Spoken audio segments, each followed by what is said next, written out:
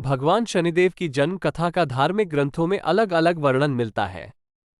कुछ ग्रंथों में शनिदेव का जन्म ज्येष्ठ माह की अमावस्या के दिन तो कुछ ग्रंथों में शनिदेव का जन्म भाद्रपद शनि अमावस्या के दिन माना जाता है। वहीं कैलेंडर में अंतर से दक्षिण भारत में यह वैशाख अमावस्या के दिन ही मना लिया जाता है।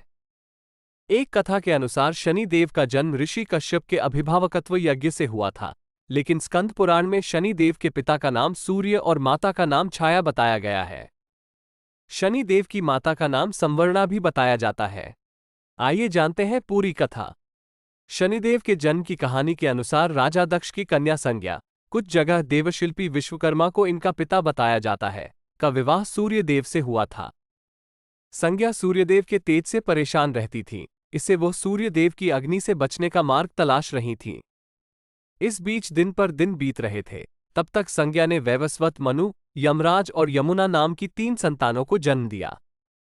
एक दिन संज्ञा ने फैसला किया कि वे तपस्या कर सूर्यदेव के तेज को सहने में सक्षम बनेंगी, लेकिन बच्चों के पालन में कोई दिक्कत न आए और सूर्यदेव को उनके फैसले की भनक न लगे, इसके लिए संज्ञा ने अपने तप से अपनी ही तरह की एक महिला को पैदा किया और उसका नाम संवर्णा रखा।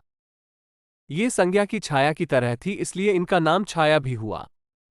संज्ञा छाया को बच्चों और सूर्यदेव की जिम्मेदारी देकर तप के लिए चली गई और यह राज किसी और को पता न चले, यह निर्देश भी दे दिया। संवर्णा के संज्ञा की छाया होने से सूर्यदेव के तेज से परेशानी नहीं होती थी। इस बीच संवर्णा ने भी सूर्यदेव की 3 संतानों मनु, शनि देव और भद्रा, तप्ती को जन्म दिया। कहा जाता है जब शनिदेव छाया के गर्भ में थे तो छाया भगवान शिव का कठोर तप कर रही थी। भूख प्यास, धूप गर्मी सहने के कारण उसका प्रभाव छाया के गर्भ में पल रही संतान यानी शनिदेव पर भी पड़ा। इसके कारण शनिदेव का जन्म हुआ तो उनका रंग काला था। ये रंग देखकर सूर्यदेव को लगा कि यह तो उनका पुत्र नहीं हो सकता।